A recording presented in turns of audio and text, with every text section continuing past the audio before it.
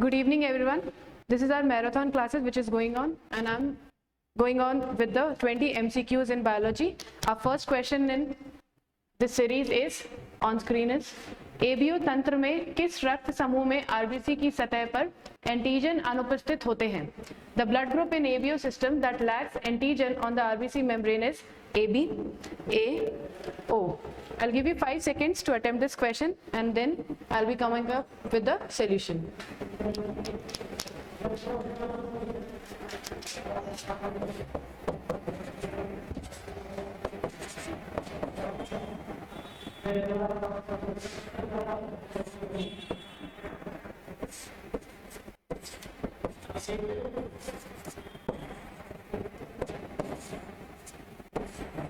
Everyone is done with the question.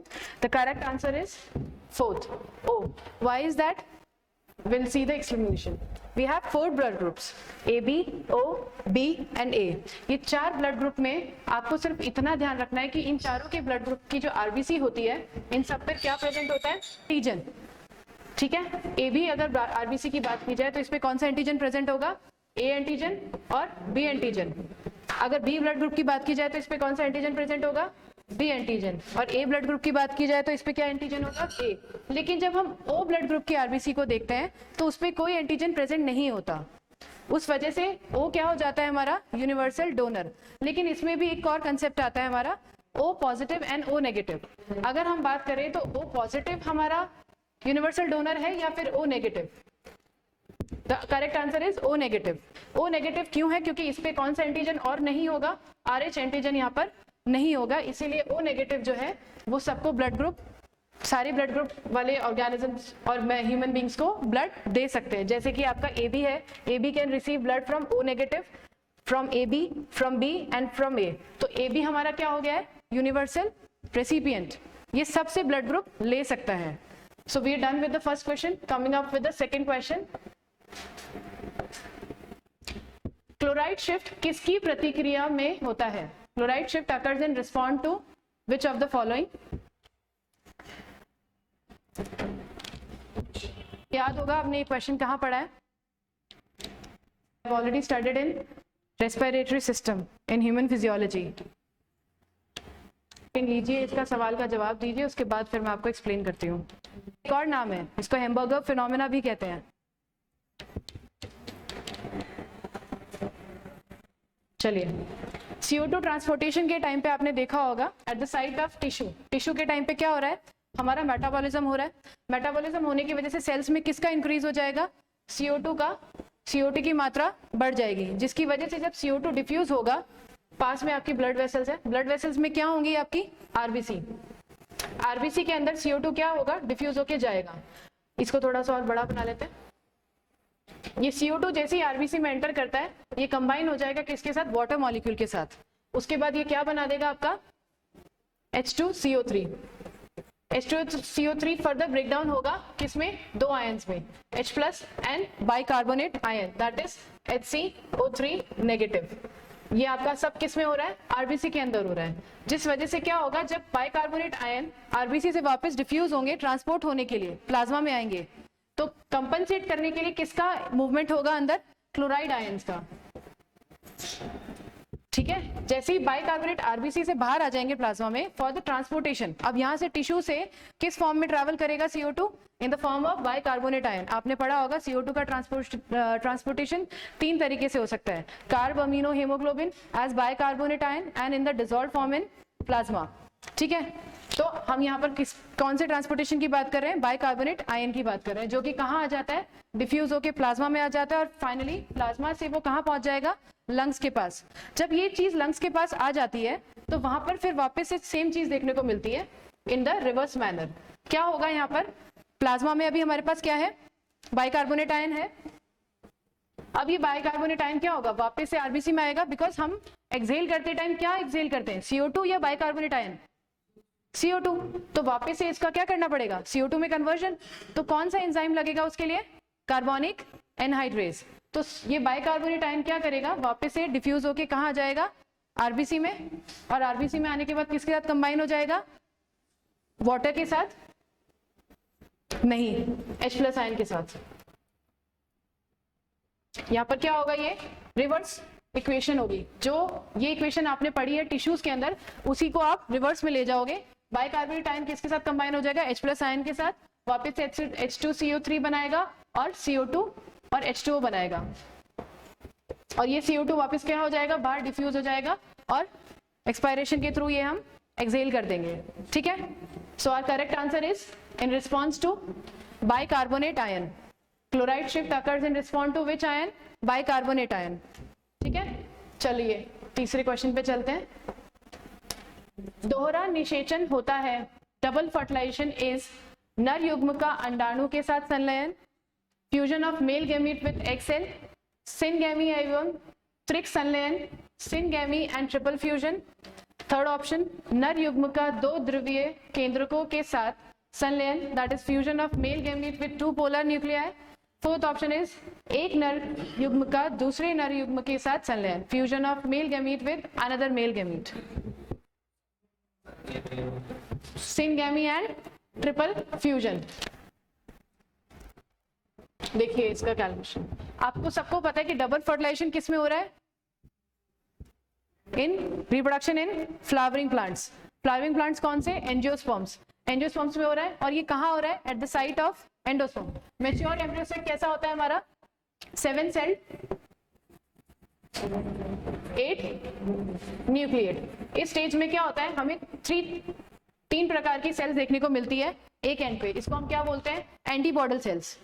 ठीक है, दूसरी तरह पे हमें क्या मिलता है, ये कौन से एंड पर होती है, चैलेजल एंड पे, और दूसरे एंड पे हमें क्या देखने को मिलता है, माइक्रोपाइलर एंड पे आपको 3 तरह की सेल्स देखने को मिलती है, that is egg apparatus. Egg apparatus में क्या होंगे, 2 सिनर्जिड्स होंगे, बीच वाला क्या होगा आपका एग सेल। ठीक है, तो अभी कितने न्यूक्लियस हो गए हमारे, 1 2 3 4 5 6, remaining 2 nucleus are located inside the cell, that is 2 polar nuclei. ये 2 पोलर न्यूक्लियाई है, ये आपके किसके अंदर प्रेजेंट है, सेंट्रल सेल के अंदर। तो जब ये मैच्योर एम्ब्रियो सेक फर्टिलाइज होने जाएगा पोलन के साथ, तो पोलन ट्यूब एंटर करेगी कहां पर, माइक्रोपाइलर एंड पे, और किसके साथ, उसमें 2 मेल गैमीट आ रहे होंगे। उस 2 मेल गैमीट एक में से एक मेल गैमीट किसके साथ जाके फ्यूज होता है, 2 पोलर न्यूक्लियाई के साथ। यहां पर आपका बनता है क्या, ट्रिपल फ्यूजन, और एक जो मेल गैमीट है वो कहां जाता है, एग सेल के पास। तो जब वो एग के साथ फर्टिलाइज करता है तो उसको हम क्या बोलते हैं, जायगोट बनना, that is fertilisation, that is syngamy. ठीक है, तो ये आपका करेक्ट आंसर है, सिनगैमी एंड ट्रिपल फ्यूजन। चलिए चौथे क्वेश्चन पे चलते हैं। पुनर्योगज डीएनए में किसे आणविक कैंची कहा गया है, that is in recombinant DNA technology which is referred to as molecular scissors. क्या है ये,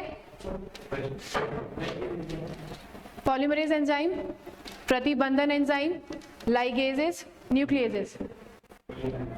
नहीं बिल्कुल, पॉलीमरेज क्या है, चलिए एलिमिनेट करते हैं। जब हमको सवाल का जवाब ना आए तो सबसे बेस्ट ऑप्शन क्या है, आपको जो पता है आप उसको अटेम्प्ट करने की कोशिश कीजिए। जैसे कि पॉलीमरेज एंजाइम अगर आप जवाब दे रहे हैं, तो पॉलीमरेज एंजाइम का काम क्या है, पॉलीमरेज करना, पॉलीमर्स को जोड़ना। पॉलीमराइजेशन क्या होता है, आप 2 कड़ी को जोड़ते जाओ, 3 कड़ी 4 कड़ी 5 कड़ी, जैसे कि पॉलीमराइजेशन होगा। डीएनए पॉलीमरेज क्या करेगा, डीएनए के न्यूक्लियोटाइड को जोड़ता जाएगा। आरएनए पॉलीमरेज क्या करेगा, आरएनए को जोड़ता जाएगा। तो पॉलीमराइजेशन क्या होता है, जब एक यूनिट को आप बहुत बार जोड़ते हो तो एक लॉन्ग चेन बन जाती है। तो पॉलीमरेज एंजाइम को हम मॉलिक्यूलर सीजर तो नहीं बोल सकते। कैंची से आपको इतना तो पता चल गया है कि ये किसी एंजाइम की बात हो रही है जो कि किसका काम करेगा, कटिंग का। फिर आता है आपका प्रतिबंधन एंजाइम, रेस्ट्रिक्शन एंजाइम्स। ये आपने पढ़े होंगे बायोटेक्नोलॉजी में, रेस्ट्रिक्शन एंडोन्यूक्लियस एंड एक्सोन्यूक्लियस। ये वो एंजाइम्स होते हैं जो डीएनए को स्पेसिफिक साइट पे या फिर एट द एंड पे काटते हैं। तो ये हमारे क्या है, restriction enzyme is the correct answer. इसी को हम क्या बोलते हैं, मॉलिक्यूलर सिजर्स। ठीक है, थर्ड ऑप्शन क्यों नहीं हो सकता, इसके बारे में भी देख लेते हैं। लाइगेसेस का काम क्या होता है बेटा, लाइगेसेस का काम होता है, जैसे ये आपका डीएनए है, इसका मैंने फ्रेगमेंटेशन कराया, तो ये आपके डीएनए फ्रेगमेंट्स हैं। अगर मुझे इसको जोड़ना है तो इसको जोड़ने का काम कौन करेगा, लाइगेसेस। फिर आता है आपका लास्ट ऑप्शन, न्यूक्लियेजेस। न्यूक्लियेजेस क्या है आपके, ये क्लीव करेंगे किसको, न्यूक्लिक एसिड को। न्यूक्लियेजेस क्या है, एंजाइम है जो कि न्यूक्लिक एसिड को क्लीव करने का काम करता है। कौन सा बॉन्ड तोड़ेगा वो, अगर उसे क्लीव करना पड़ेगा तो इसमें आपको लिखना होगा फोस्फोडाइस्टर बॉन्ड को क्लीव करता है वो। न्यूक्लिक एसिड में जो फोस्फोडाइस्टर बॉन्ड है उसको क्लीव करता है, और न्यूक्लियस का एक्शन ऐसे होता है। तो करेक्ट आंसर हमारा क्या हो गया यहाँ पर, रेस्ट्रिक्शन एंजाइम। और कौन से दो एंजाइम्स आप मेजरली पढ़ते हैं? Endonuclease and exonuclease. क्या डिफरेंस है? एंडोन्यूक्लियस क्या करेगा? उसको डीएनए को स्पेसिफिक साइट पे काटता है। जो स्पेसिफिक साइट आप बोल रहे हैं वो क्या होती है? आपकी रेस्ट्रिक्शन साइट। अब ये जो एंजाइम है ये पाया कहाँ जाता है? रेस्ट्रिक्शन एंजाइम के बारे में दो चार बातें और समझ लेते हैं, क्योंकि हमारा मकसद सिर्फ क्वेश्चन सॉल्व करके आंसर की बताना नहीं है। इस सीरीज के द्वारा आपको इसका भी अंदाजा होना चाहिए कि बाकी जो तीन ऑप्शन है उसके साथ साथ हमारे तीन कंसेप्ट और क्लियर हो जाएं। तो रेस्ट्रिक्शन एंजाइम में आपने क्या देखना है कि ये कहाँ पाया जाता है? It is secreted in bacteria in response to bacteriophages. Bacteriophage जब इन्फेक्ट करता है बैक्टीरिया को, तो बैक्टीरियोफाज का जो डीएनए होता है उसकी रेस्ट्रिक्शन साइट पे जाके ये क्या करता है? उसको कट कर देता है। तो जब वो बैक्टीरियोफाज के डीएनए को कट कर देगा तो उसका डीएनए क्या हो जाएगा? डिस्ट्रॉय। तो ये डिफेंस मैकेनिज्म की तरह पे काम करता है। किसमें? बैक्टीरिया में। ये सबको समझ में आ गया कि रेस्ट्रिक्शन एंजाइम कहाँ होगा? ये बैक्टीरिया में होता है। चलिए अगले क्वेश्चन की तरफ। निम्न में किन लक्षणों के आधार पर जंतु जगत का वर्गीकरण किया गया है? The classification of animal kingdom is based on the following features: level of organization, symmetry, coelom, that is संगठन का स्तर, समिति, देह, गुहा, संगठन का स्तर, संवेदी अंग, गमन, level of organization, sense organs, mobility. Third option metabolism, habitat, distribution, that is उपापचय, आवास, वितरण. Fourth option metabolism, habitat, reproduction, that is उपापचय, आवास, जनन. क्या होगा इसमें? एनिमल किंगडम में आपने क्लासिफिकेशन पढ़ा है, डिफरेंट टाइप्स ऑफ फाइलम पढ़े। आपने कैसे क्लासिफाई किया होगा उसको? क्लासिफिकेशन का कोई ना कोई जरिया रहा होगा जिसमें हमने डिफरेंशिएट करके फाइलम्स को अलग अलग बांटा, अलग अलग ग्रुप में रखा। व्हाट आर दोज कैरेक्टरिस्टिक्स जिसके बेसिस पे आपने बांटा है? वो सोचिए आप, बताइए। करेक्ट। लेवल ऑफ ऑर्गेनाइजेशन देखते हैं, दैट इज सेल्यूलर है या फिर टिश्यू है या ऑर्गन है या फिर ऑर्गन सिस्टम है। फिर और क्या देखते हैं हम? सिमेट्री। सिमेट्री में हम क्या देखते हैं? या तो वो एसिमेट्रिकल होगा या वो रेडियल सिमेट्री होगी या फिर बायलेटरल होगी। सीलोम में आप क्या देखते हैं? कैविटी प्रेजेंट है या नहीं है। अगर कैविटी प्रेजेंट नहीं है तो उसको क्या बोला जाता है? एसीलोमेट। अगर कैविटी प्रेजेंट है but not in a proper way, उसको क्या बोला जाएगा? Pseudo coelomate. सूडो का मतलब क्या होता है? फॉल्स। तो फॉल्स कैविटी का प्रेजेंट होना, दैट इज सूडो सीलोमेट। और अगर सीलोम प्रॉपर तरीके से प्रेजेंट है तो उस ऑर्गेनिज्म को हम क्या बोलेंगे? उसमें क्या ऐसी कैविटी प्रेजेंट है? They are coelomates. तो हमारा फर्स्ट ऑप्शन करेक्ट है। ठीक है, अगले क्वेश्चन की तरफ चलते हैं। Peculiar stinging cells of Coelenterata are called. Coelenterata की दंश कोशिकाओं का को क्या कहते हैं? ज्वाला कोशिका, फ्लेम सेल्स, निमेटोसिस्ट, कॉनोसाइट्स, स्क्लेरोब्लास्ट। ये सारी की सारी सेल्स कहीं ना कहीं पाई जाती है। सोचिए आप, आपने फाइलम्स पढ़े होंगे। कोशिका, इसका जवाब नहीं, बिल्कुल गलत। फ्लेम सेल्स नहीं पाए जाते। आप सीलेंट्रेटा की बात कर रहे हैं। सीलेंट्रेटा का स्ट्रक्चर बता देती हूँ मैं, थोड़ा सा याद आएगा आपको।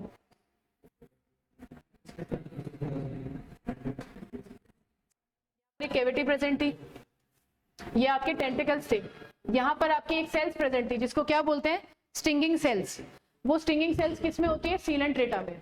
ठीक है, वो क्या है जवाब उसका? निमेटोसिस्ट। क्योंकि फ्लेम सेल से शुरुआत करते हैं, चलिए एलिमिनेट करते हैं। फ्लेम सेल्स आपकी कहाँ पाई जाती है? प्लेटीहेल्मिन्थेस में। फ्लेम सेल्स को और भी क्या बोला जा सकता है? सिलेनोसाइट्स भी।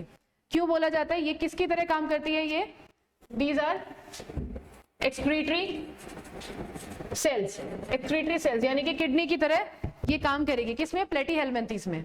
तो ये कहाँ मिलता है? कौन से फाइलम में? प्लेटीहेल्मिन्थेस में। फिर आता है nematocytes. Nematocytes is the correct answer, जो कि कहाँ मिलाएगा हमको? सीलेंट्रेटा में। ठीक है, फिर आता है कॉनोसाइट्स। कॉनोसाइट्स कहाँ मिलते हैं हमको? पॉरीफेरस में। ठीक है, और लास्ट स्क्लेरोब्लास्ट, ये कहाँ मिलता है?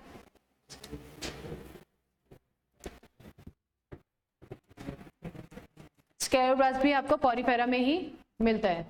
ठीक है, ये दोनों स्ट्रक्चर जो हैं, ये choanocytes and scleroblast both are found in phylum Porifera. ठीक है, चलिए अगले सवाल की तरफ चलते हैं। याद रखना है आपको सारी सेल्स, क्योंकि अगर क्वेश्चन निमेटोसिस पे आया तो फ्लेम सेल्स पे भी आ सकता है। ठीक है, पुनर्योगज तकनीकी द्वारा तैयार किया हुआ प्रथम चिकित्सकीय उत्पाद है। First therapeutic product manufactured by recombinant technology is human growth hormone, somatostatin, human insulin, beta endorphin. इन सबके फंक्शन आपको पता होने चाहिए, other than that correct answer क्या है जवाब? फर्स्ट, तीसरा, very good, human insulin. Human insulin हमारा इसका करेक्ट जवाब है। ह्यूमन ग्रोथ हार्मोन कहाँ सिक्रीट होता है? कौन सिक्रीट करता है इसको? Pituitary gland. सोमैटोस्टेटिन क्या है? ये इनिबिटरी हार्मोन है। इसको क्या बोला जाता है? Inhibitory hormone. ये किसको इनिबिट करता है? Release of growth hormone. Somatostatin क्या करता है? ये इनिबिटरी हार्मोन भी है, तो किसका इनिबिट करता है? ये रिलीज ऑफ ग्रोथ हार्मोन को इनिबिट करता है। ह्यूमन इंसुलिन आपको पता ही है हमारी क्या ऐसी इंसुलिन है? सिंथेटिक इंसुलिन है जो हमने रिकॉम्बिनेंट टेक्नोलॉजी से बनाई है। फिर आता है बीटा एंडोर्फिन। बीटा एंडोर्फिन क्या है? ये एक ऐसे सब्सटेंस है जब आप स्ट्रेस में हैं, जब आप पेन में हैं, जब आप ज्यादा एक्सरसाइज कर रहे हैं, तो उसके रिस्पॉन्स में ये आपके ब्रेन में सिक्रीट होते हैं। बीटा एंडोर्फिन का काम क्या है? ये आपको आपके जो पेन रिसेप्टर्स है, आपको जो पेन फील हो रहा है, फॉर एग्जाम्पल मुझे यहाँ चोट लगी है तो मुझे वो फील हो रहा है, उस पेन को ब्लॉक करने के लिए बीटा एंडोर्फिन्स आते हैं जो हमको पेन फील नहीं होने देते। तो बीटा एंडोर्फिन्स क्या होते हैं? ये ऐसे सब्सटेंस होते हैं जो किसके रिस्पॉन्स में सिक्रीट होंगे? स्ट्रेस के रिस्पॉन्स में, या आपने एक्सरसाइज की है या फिर कुछ भी एक्सरसाइज करने के टाइम पे या स्ट्रेस के टाइम पे आपके बीटा एंडोर्फिन सिक्रीट होते हैं जो कि पेन को ब्लॉक करने का काम करते हैं। तो we are done with all the 4 options. You should be aware of all these options. Next question, the pyramid of energy ecosystem is. परितंत्र में ऊर्जा के पिरामिड होते हैं, रेखीय, लीनियर, उल्टे, इन्वर्टेड, सीधे, अपराइट, अनियमित, इरेगुलर। क्या होगा? सीधे। Very good.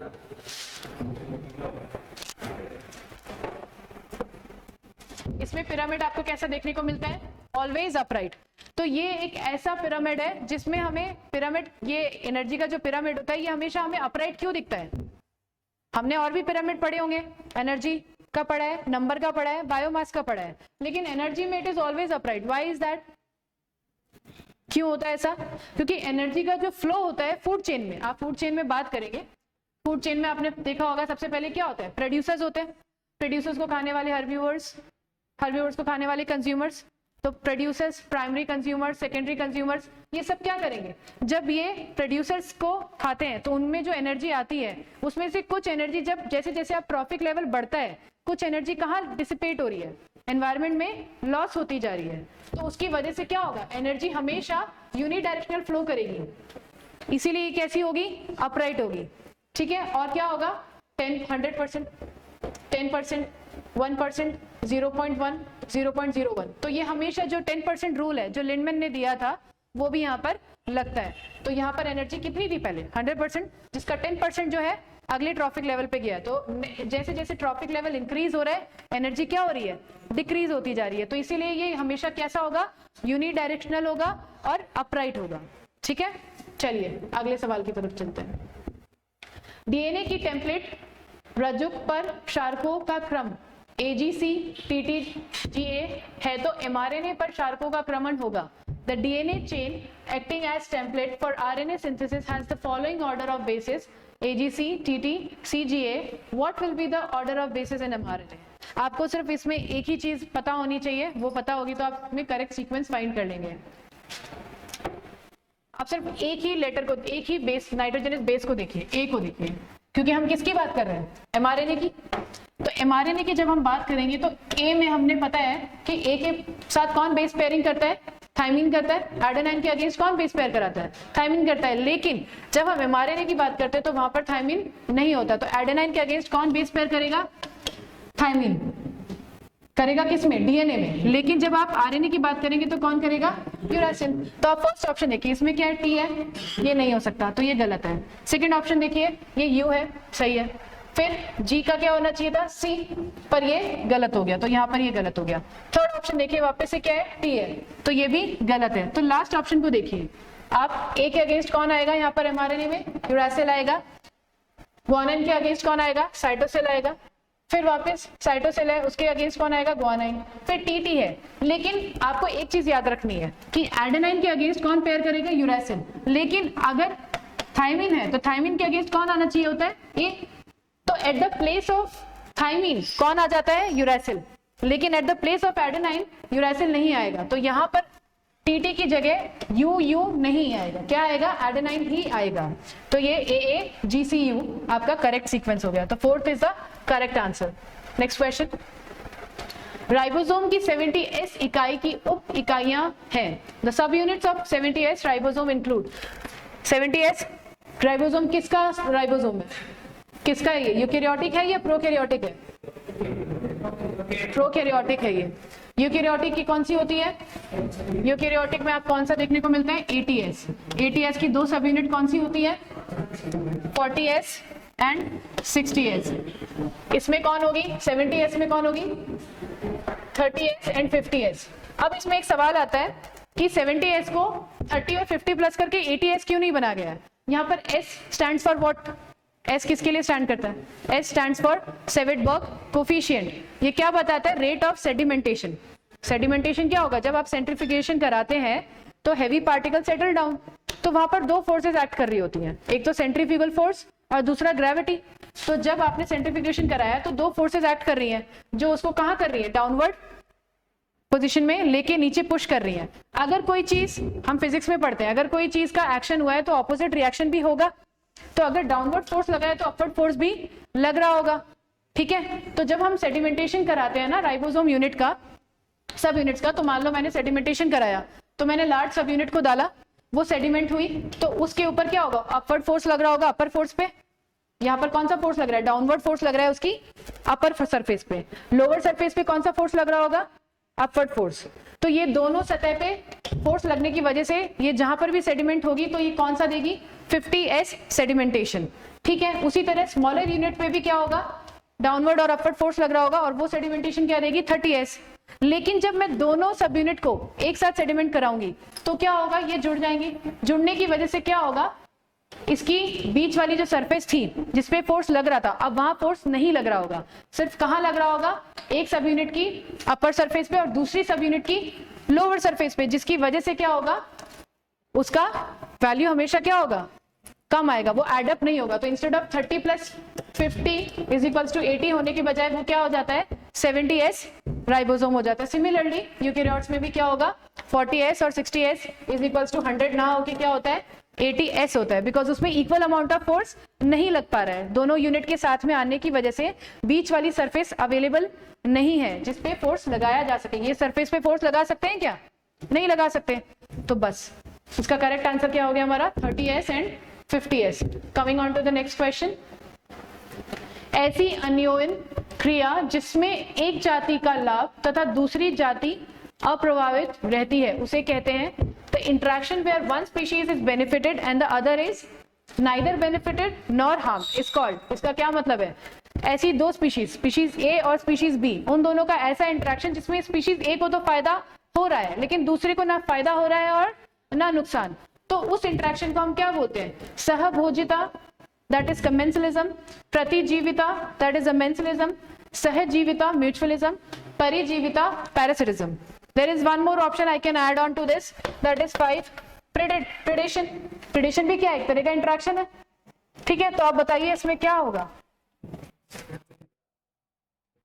कमेंसलिज्म फर्स्ट ना, सेकंड नहीं। देखिए टेबल बनाइए यहाँ पर, चलिए ये टेबल बनाते हैं, स्पीशीज A स्पीशीज B, ठीक है। कमेंसलिज्म में क्या होता है, एक स्पीशीज जो A है उसको बेनिफिट हो रहा है लेकिन दूसरी को ना बेनिफिट हो रहा है ना नुकसान। अमेंसलिज्म में क्या होता है, एक को तो कुछ भी नहीं हो रहा है लेकिन दूसरे को नुकसान जरूर हो रहा है, मतलब फायदा तो हुआ नहीं बट उसमें से दूसरी जो स्पीशीज है उसको नुकसान हो रहा है। म्यूचुअलिज्म में क्या होता है, म्यूचुअलिज्म जिसमें दोनों ही स्पीशीज को क्या हो रहा है, फायदा। क्या एग्जाम्पल पढ़ते हो आप, ऑलरेडी पढ़ते हो, जैसे सिम्बायोटिक एसोसिएशन पढ़ते हो ना, किसका, एल्गी और फंगाई का, दैट इज लाइकेन, उसमें क्या हो रहा है, दोनों को फायदा हो रहा है, वो आपका म्यूचुअलिज्म हो गया। पैरासिटिज्म में क्या होगा, एक को फायदा और एक को नुकसान। सिमिलर इंटरेक्शन हमको देखने को मिलता है प्रीडेशन में। प्रीडेशन में भी क्या देखने को मिलता है, एक को फायदा हो रहा है और एक को नुकसान। तो आप डिफरेंशिएट कैसे करोगे कि ये प्रीडेशन है या पैरासिटिज्म है, कोई तो डिफरेंस होना चाहिए ना, दोनों में क्या है, एक को नुकसान हो रहा है और एक को फायदा। How will you differentiate, parasitism कैसा है, इसमें ऑर्गेनिज्म क्या होंगे, छोटे होंगे। लेकिन एक और मेजर डिफरेंस है, वेरी गुड, एक और डिफरेंस क्या होगा इसमें कि पैरासिटिज्म कैसा किल है, स्लो किल है, ये स्लो किल करेगा। प्रेडेशन क्या करता है, फास्ट किल। प्रेडेशन में क्या होगा, वो पहले अपने प्रे को क्या करेगा, किल करेगा, फिर खाएगा, that is fast kill. Parasitism में क्या होगा, वो अगर बॉडी पे होस्ट की पैरासाइट है कोई, वो होस्ट की बॉडी पे है तो धीरे धीरे उसको स्लो किल करेगी और डिजीज कॉज करेगी। तो यहाँ पर इफेक्ट कैसा है, स्लो किल, यहाँ पर कैसा है, फास्ट किल। नुकसान दोनों में हो रहा है, फायदा दोनों में एक स्पीशीज को हो रहा है, but the difference is that यहाँ पर साइज जो होगा स्पीशीज का वो छोटा होगा, और यहाँ पर जो है प्रेडेशन जो कर रही है स्पीशीज वो उसका साइज क्या होगा, बड़ा होगा। और ये स्लो किल है और ये फास्ट किल है। Coming on to the next, इसका करेक्ट आंसर है हमारा कमेंसलिज्म। ठीक है, इसका एग्जाम्पल आपने पढ़ा होगा, barnacles on back of the well. Barnacles क्या है, वेल के ऊपर है, ट्रांसपोर्ट हो रहे हैं, वेल को कोई फायदा नहीं हो रहा, कोई नुकसान नहीं हो रहा, बट बार्निकल्स को फायदा हो रहा है ना। ठीक है, चलिए अगला क्वेश्चन है हमारा, जब एक विषयुग्मजी संतति का संकरण समयुग्मजी अप्रभावी जनक के साथ करवाया जाता है तो उसे क्या कहते हैं। When a heterozygous offspring is crossed with homozygous recessive parent, it is called what? परीक्षण संकरण, एक संकरण, तृतीय संकरण, अंतरजातीय संकरण, that is test cross, monohybrid, back cross, and interspecific cross. Back cross. How many are saying back cross? Raise your hand. It is. क्यों? क्योंकि हमने यहाँ पर मेंशन कर दिया है कि पेरेंट कैसा है, होमोजाइगस रिसेसिव है। अगर मैं सिर्फ बोलती कि उसकी क्रॉसिंग हम किससे करा रहे हैं, वन ऑफ द पेरेंट, तो हम क्या बोलते हैं, बैक क्रॉस। यहाँ उसने मेंशन कर दिया कि जो हेटेरोजाइगस ऑफस्प्रिंग है उसका क्रॉस किसके साथ हो रहा है, पेरेंट के, रिसेसिव पेरेंट के साथ। फॉर एग्जाम्पल ये आपके क्या है, पेरेंट है, ये आपकी पेरेंट है, ठीक है।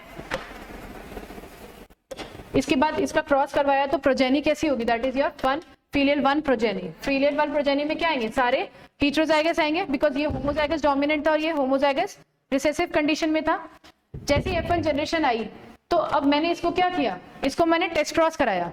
टेस्ट क्रॉस का मतलब क्या है, मुझे इसका जीनोटाइप पता नहीं है, मुझे बस इतना पता है इसका फिनोटाइप कि ये टॉल है।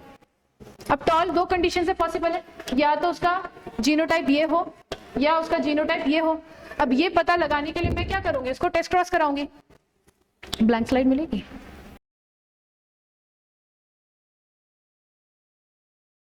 अब मुझे ये पता लगाना है तो मैं क्या करूंगी, इसको इसके साथ क्रॉस कराऊंगी, ठीक है। अगर एफ स्ट्रिंग जो हमने F1 की बात करी है, अगर वो इसके साथ क्रॉस हो रहा है इसके साथ, ठीक है, ये भी टॉल है और ये शॉर्ट है, तो इसमें सारी प्रोजेनी कैसी आई है, टॉल आई है। इसका मतलब वो जो इसका जीनोटाइप जो अननोन है, अभी मुझे पता नहीं था, टॉल आने की वजह से क्या हो रहा होगा, ये डोमिनेंट रहा होगा, इसीलिए सारी प्रोजेनी कैसी आई, टॉल आई, ठीक है। तो ये टेस्ट क्रॉस से हमको पता लग गया। लेकिन हेटेरोजाइगस ऑफस्प्रिंग को हमने लिया है, हेटेरोजाइगस ऑफस्प्रिंग को लिया है किसके साथ क्रॉस कराने के लिए, रिसेसिव के साथ। तो यहाँ पर हमें प्रोजेनी कैसे देखने को मिलेगी, 50% टॉल 50% ड्वार्फ। इसका रेशियो क्या आ जाएगा, 1:1 फिनोटाइप, ठीक है। तो ये हमारा टेस्ट क्रॉस हो जाता है। नेक्स्ट क्वेश्चन, इसका आंसर अच्छा, हाइब्रिड क्रॉस, इसमें आप सिंगल ट्रेट को लेकर क्रॉस कराएंगे, डाई हाइब्रिड में आप दो कैरेक्टरिस्टिक को लेकर क्रॉस कराएंगे। इंटरस्पेसिफिक का मतलब क्या हो गया, इंटर, दो स्पीशीज के बीच में क्रॉस कराना, इंट्रा मतलब विद इन द स्पीशीज, ठीक है। चलिए अगले सवाल पे चलते हैं। यदि माता वर्णांधता के लिए वाहक है एवं पिता सामान्य है तो संतति की रोगी होने की संभावना होगी। Mother is a carrier for blood colour blindness and father is normal, then in the offspring this disease may be seen in all the sons, all the daughters, 50% sons and 50% daughter, all the sons and not in daughters। क्या होगा इसका जवाब,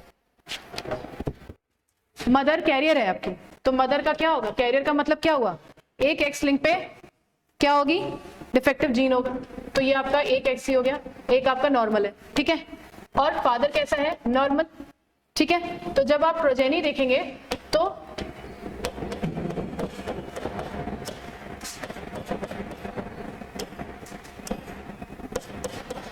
क्या देखने को मिल रहा है आपको, 50% जो प्रोजेनी है वो कैसी है, कलर ब्लाइंड है नहीं। यहां पर हम सिर्फ सन की बात कर रहे हैं, सन देखिए, सन कितने हैं, सन का रेशियो क्या है, यहाँ पर सन और डॉटर का रेशियो 1:1 है, जिसमें 2 सन है। तो सन में 50% जो सन की है प्रोजेनी, वो क्या है, डिफेक्टिव है, क्योंकि उसके पास एक ही एक्स क्रोमोसोम है और वो कैसा है, डिफेक्टिव है, कलर ब्लाइंडनेस के लिए रिसेसिव। तो यहाँ पर सन की पॉपुलेशन क्या होगी, 50% सन आपके क्या होंगे, कलर ब्लाइंड होंगे, और 50% डॉटर क्या होंगी, कैरियर होंगे। देखिए डॉटर का जीनोटाइप देखिए, डॉटर का यहाँ पर जीनोटाइप कंप्लीटली नॉर्मल है एक में, और एक में कैसा है, कैरियर है, यानी कि एक एक्स पे डिफेक्टिव जीन होने की वजह से वो कैसी हो गई है, कैरियर। मदर कलर ब्लाइंड तभी होगी जब वो होमोजाइगस कंडीशन में होगी, होमोजाइगस कंडीशन में होगी तो वो कलर ब्लाइंड होगी, अदरवाइज वो कैरियर है। और मदर अगर कैरियर है तो सन का प्रोजेनी क्या होगा, 50% सन विल बी डिफेक्टेड। तो ये कैसी डिजीज है आपकी, x linked recessive disease, x linked recessive disease, ठीक है। तो इसका करेक्ट आंसर क्या होगा, थर्ड, 50% सन एंड 50% डॉटर्स, ठीक है। Coming on to the next question, श्वसन केंद्र उपस्थित होता है, the respiration centre which control respiration. Rhythmic control आपने पढ़ा होगा रेस्पिरेशन में, आप एक्सपायरेशन इंस्पायरेशन पढ़ा, बट ब्रेन में कौन सा सेंटर है जो रेस्पिरेशन को कंट्रोल करेगा, मेड्यूला ऑब्लोंगेटा। वेरी गुड, चलिए अगले क्वेश्चन पे चलते हैं। After ovulation, the remaining part of Graafian follicle changes into following: corpus luteum, corpus stratum, corpus albicans, corpus callosum।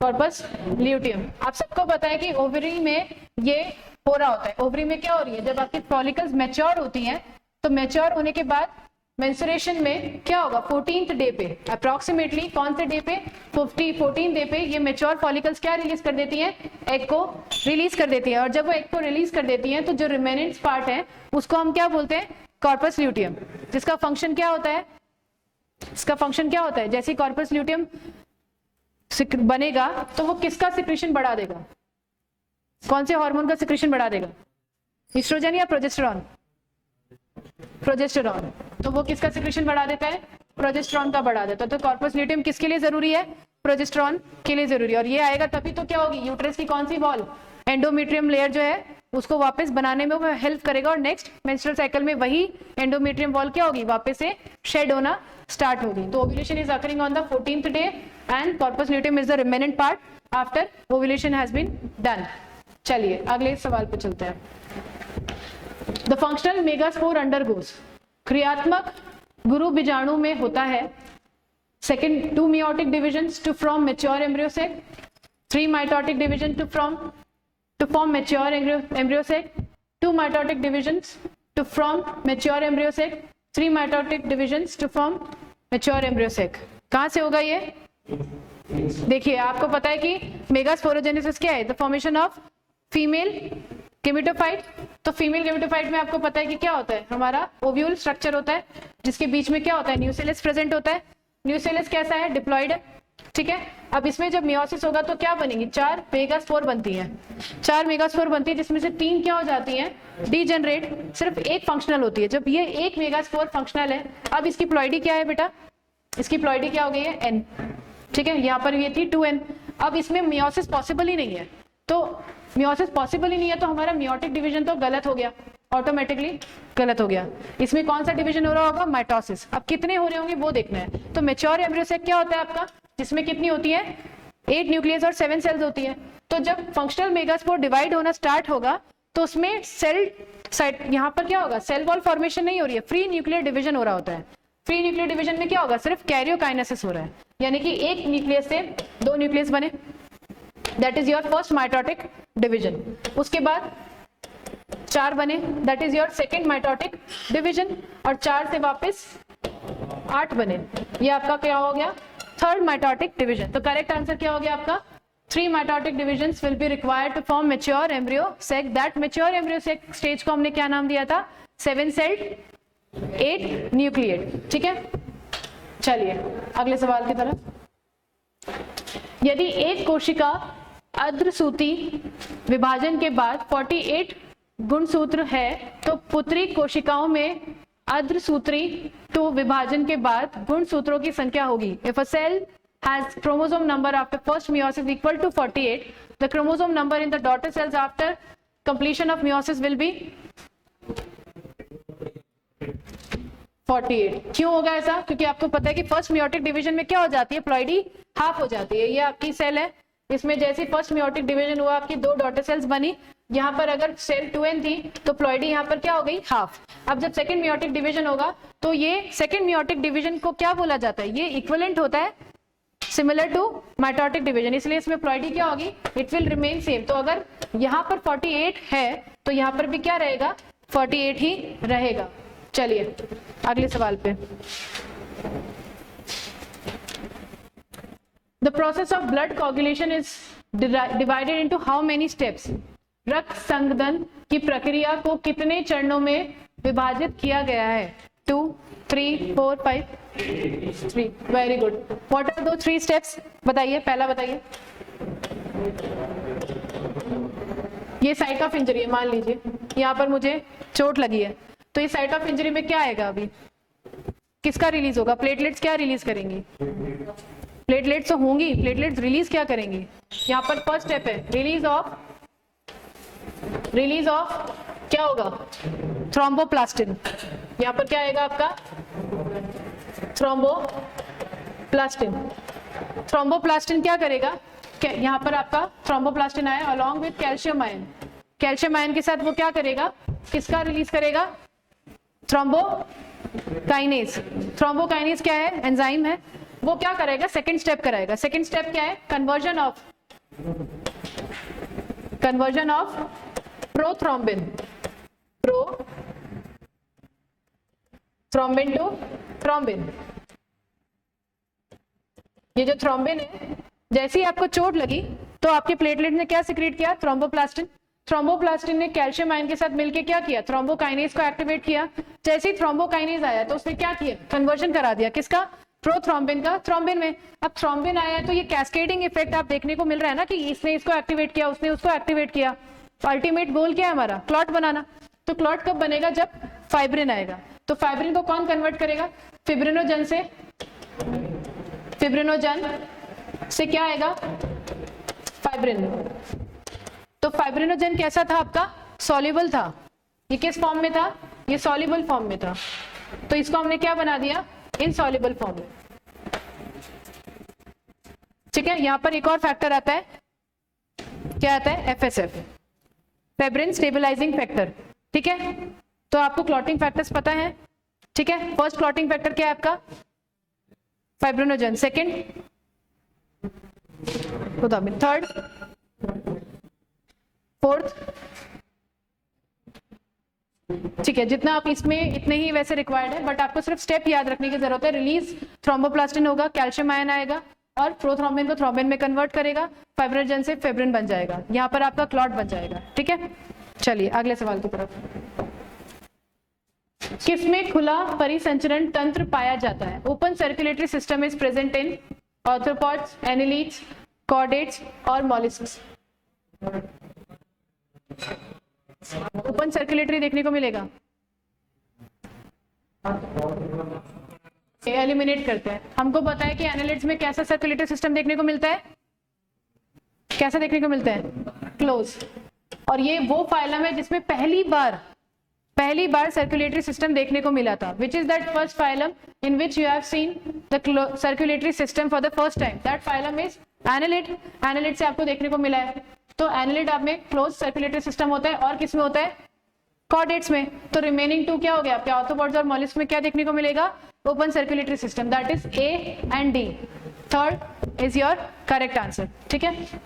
चलिए अगले सवाल की तरफ. लास्ट सवाल है हमारे आज की सीरीज का. स्त्री केसर का कौन सा भाग पूरा कणों के लिए ग्राही की तरह कार्य करता है? The part of carpel which serve as a receptive structure for the pollen is called stigma, style, ovary, ovules. का क्या है, पिस्टल और कार्पल. ठीक है. इसका ये वाला पार्ट क्या है, स्टिग्मा. ये क्या है, स्टाइल. और ये क्या है, ओवरी. और ओवरी के अंदर क्या है आपका, ओव्यूल. ठीक है. इसके अंदर हम बाकी कंसेप्ट भी देख लेते हैं ताकि हमारा पार्ट कवर हो जाए. तो स्टिग्मा क्या करता है, प्लेटफॉर्म की तरह काम करता है. किसके लिए, पोलन के लिए, तो जैसे ही पोलन आता है वो कहाँ पर आएगा, सबसे पहले स्टिग्मा पे आएगा। और पोलन का स्ट्रक्चर कैसा होता है, उसके ऊपर एक आउटर लेयर होती है एक्साइन, अंदर वाली लेयर होती है एंटाइन। एक्साइन कहाँ पर एब्सेंट होती है, ये आपका पोलन ग्रेन है, तो यहाँ पर एक जगह पे क्या होता है, स्पोरोपोलेनिन एब्सेंट होता है। स्पोरोपोलेनिन एब्सेंट होने की वजह से वो क्या है, जर्म पोर है। तो जब इंटाइन से पोलन ट्यूब बनेगी तो वो कहाँ से निकलेगी, वो इसी जगह से निकलेगी, ठीक है। तब जब पोलन ट्यूब एंटर करती है तो वो किसके थ्रू रन करेगी, स्टाइल के थ्रू रन करेगी, और कहाँ पहुंचेगी फाइनली, ओव्यूल तक। ओव्यूल के कौन से एंड पे जाती है वो, चैलेजल एंड पे जाएगी कि माइक्रोपाइलर पे, माइक्रोपाइलर एंड पे जाएगी। और उसको गाइड कौन करता है, सिनर्जिड्स, किसके पास जाने के लिए, एक्सेल और पोलर न्यूक्लियाई के पास जाने के लिए, ठीक है। तो यहाँ पर आपका करेक्ट आंसर है स्टिग्मा। स्टिग्मा रिसेप्टिव होगा तो पोलन उस पे आके लैंड करेगा। यहाँ पर आपने पीपीआई भी पढ़ा होगा, पोलन पिस्टल इंट्रैक्शन, यानी कि अगर मैंने रोज के कार्पल पे किसी और स्पीशीज का पोलन लैंड करा दिया तो क्या वो फर्टिलाइज होगा, नहीं होगा। क्यों होगा ये, क्यों, किस वजह से होगा, क्योंकि पोलन और पिस्टल आपस में क्या कर रहे हैं, बात कर रहे हैं। बात वर्बली तो नहीं कर रहे, कैसे कर रहे हैं, केमिकल इंटीग्रेशन हो रहा है, ठीक है। और वो केमिकल इंटीग्रेशन को हमने क्या नाम दिया, पोलन पिस्टल इंट्रैक्शन नाम दिया, जिसकी वजह से क्या होगा, स्पीशीज स्पेसिफिक हो गया ये, यानी कि जिस स्पीशीज का पोलन आएगा वही वहां पर लैंड होगा और तभी पोलन ट्यूब का फॉर्मेशन होगा और उसके बाद गैमीट जाके फ्यूज करेंगे, ठीक है। चलिए, बहुत बहुत आपका सहयोग देने के लिए बहुत बहुत धन्यवाद। अगले 20 क्वेश्चन के साथ हम नेक्स्ट क्लास में आएंगे। We are done with the 20 questions. Thank you so much.